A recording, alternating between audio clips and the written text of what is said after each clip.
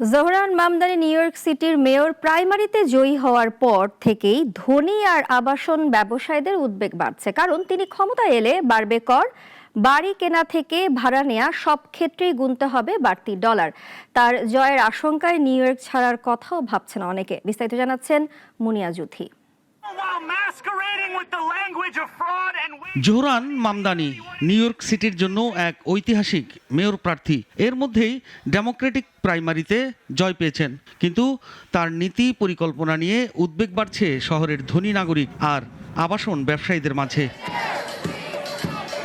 এর মধ্যেই ম্যানহাটানে উচ্চবিত্ত ক্লায়েন্টরা বাড়ি কেনা ছেড়ে দিচ্ছেন। তাদের শঙ্কা, মামদানি মেয়র হলে রাজনৈতিক অস্থিরতা, কর বৃদ্ধি ও ভাড়া নিয়ন্ত্রণের সম্ভাবনা রয়েছে। অনেকে ম্যানহাটন ছাড়ার কথাও ভাবছেন। ৩৩ বছর বয়সী মামদানি এর মধ্যেই প্রস্তাব করেছেন $10 লাখ বেশি আয়কারীদের উপর 2% বাড়তি কর আরোপ হবে। এছাড়া বাড়ির আকার অনুযায়ী ভাড়া নির্ধারণ করে দেওয়ারও কথা বলছেন তিনি। দরিদ্রদের জন্য নতুন পাবলিক হাউজিং এবং কঠোর তদারকির ঘোষণা ব্যবসায়ী মহলকে সতর্ক করছে।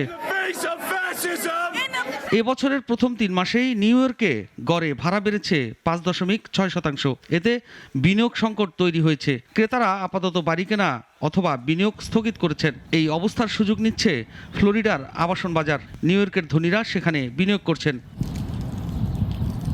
দরিদ্র নিউ ইয়র্কবাসীর জীবনে পরিবর্তন আনতে চান এই মেয়র প্রার্থী জোহরান মামদানি। তাকে ঠেকাতে শহরের শীর্ষ ধনী ও কর্পোরেট ব্যক্তিত্বরা একজোট হয়ে শক্তিশালী অর্থনৈতিক ও রাজনৈতিক প্রতিরোধ গড়ে তুলছেন। অন্তত $2 কোটি একটি প্রতিরোধ তহবিল গঠন করতে যাচ্ছেন তারা। নাগরিক নিউজ ডেস্ক।